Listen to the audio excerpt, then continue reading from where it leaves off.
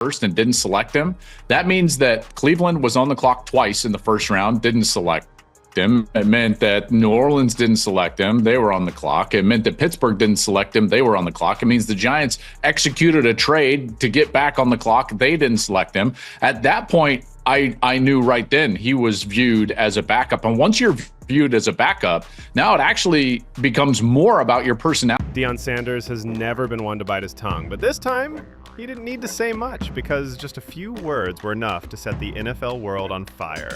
When asked about the possibility of his son, Shedeur Sanders, landing with the Cleveland Browns, Deion gave a look, paused, and dropped a cryptic line that fans are still trying to decode. He did not outright shut it down, but he didn't give it a green light either. And for someone as calculated as Coach Prime, that hesitation said everything.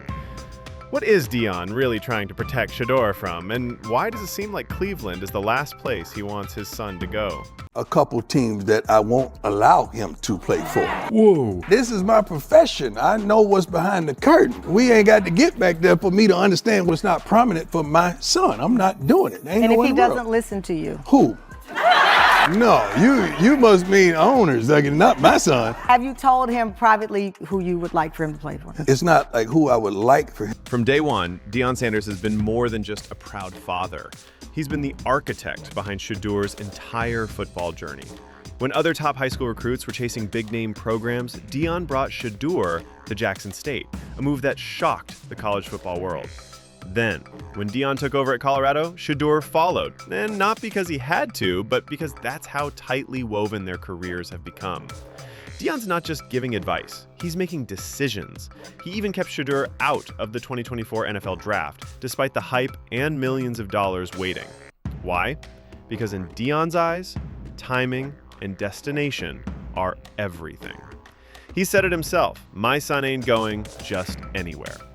And now, with Cleveland suddenly in the conversation, it looks like we're seeing that same strategy again, but with even more resistance. When the topic of Cleveland came up in a recent interview, Deion didn't need a full statement, just a smirk and 4 loaded words. Cleveland? No comment. It was subtle, but fans picked up on it instantly. This wasn't Deion being quiet, it was him sending a message. And that message spread like wildfire. Some thought he was joking, brushing it off with Prime's usual charisma, but others, they saw something different in his tone, especially when he followed it up with a cryptic line, "I wouldn't want him just surviving." That hit hard. Surviving? In the NFL, that's a brutal word.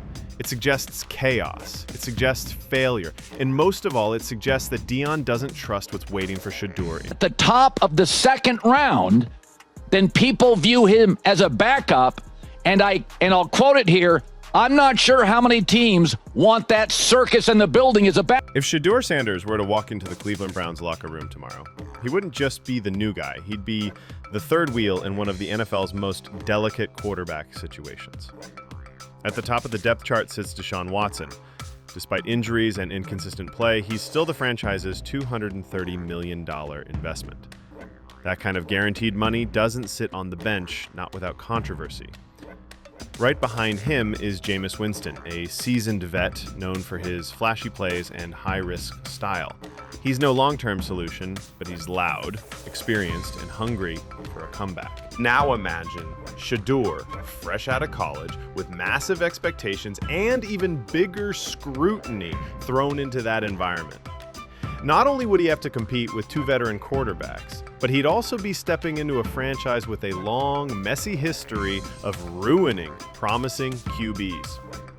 Just ask Baker Mayfield, or Johnny Manziel, or Colt McCoy. The list goes on.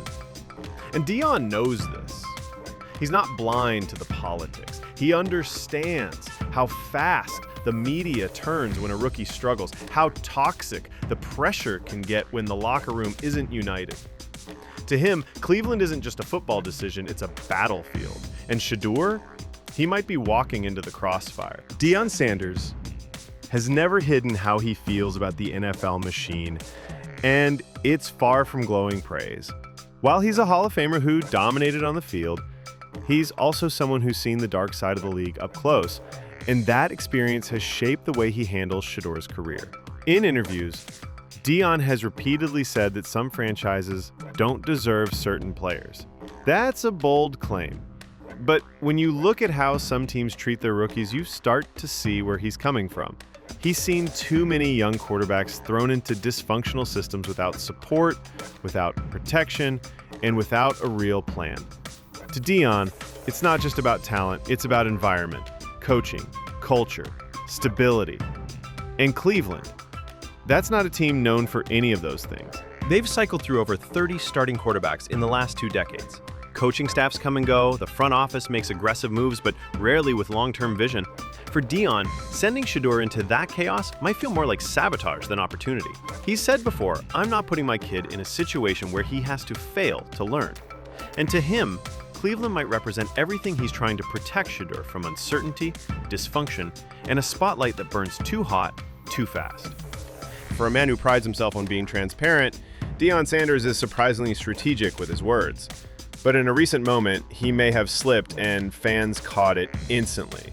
When asked whether Shedeur would have full control over where he lands, Deion didn't hesitate. He said, "He's not going anywhere without me saying so." Just like that, he made it clear this isn't just Shedeur's journey. It's their journey. And whether fans agree or not, Deion still sees himself as the final decision maker. The reaction online was instant. Some praised him, calling him a protective father, making sure his son isn't chewed up by the business. But others? They called it controlling, overbearing, even manipulative. Shedeur is 22 years old, a future NFL quarterback, and yet it sounds like he still needs his dad's permission to take the next step. For some fans, that's love. For others, it's a red flag. But here's the part that's hard to ignore. Deion isn't saying this from the sidelines. He's not a passive parent watching from the stands. He's a head coach, a Hall of Famer, and a marketing machine all in one. Every move he makes is calculated, and if he's signaling hesitation about Cleveland, it's not just opinion, it might be strategy. Because in Deion's world, control isn't just power, it's protection. While Deion dominates headlines, Shedeur Sanders has been quietly sending a different kind of message, and fans are starting to notice. He's not calling out his dad, and he's not going on a media rant, but his recent social media activity, it's telling. Just days after Deion's comments about Cleveland went viral, Shedeur posted a series of workout clips tagged with a Cleveland Browns filter.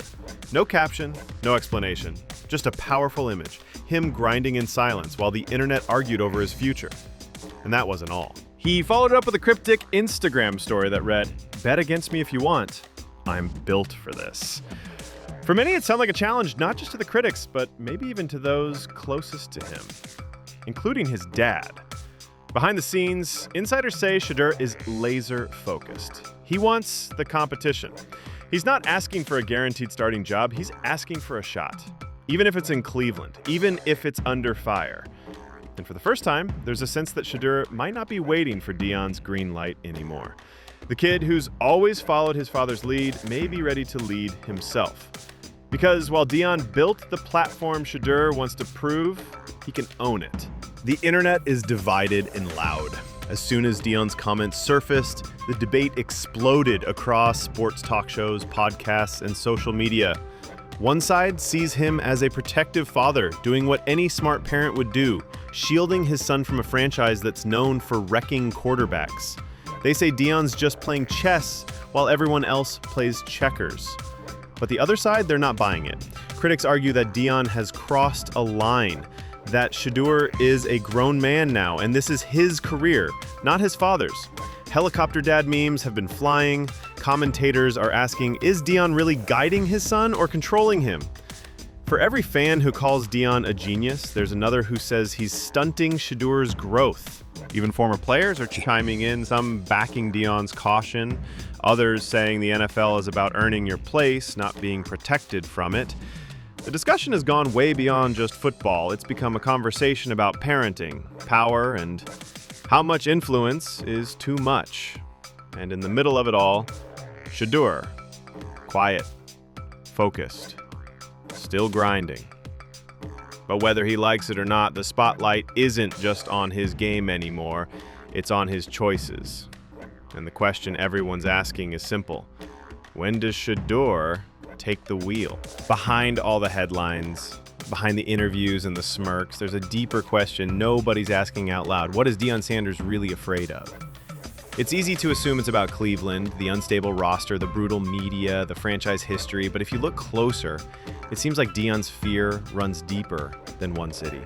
Deion has built Shedeur into a brand, carefully, methodically, brick by brick. From Jackson State to Colorado, every step has been planned, protected, and polished. But the NFL, that's a different world. There are no guarantees, no hand-picked coaches, no dad in the locker room, just pressure, speed, and consequences. And for someone who's seen how fast this league can chew people up, Deion might not be afraid of Cleveland.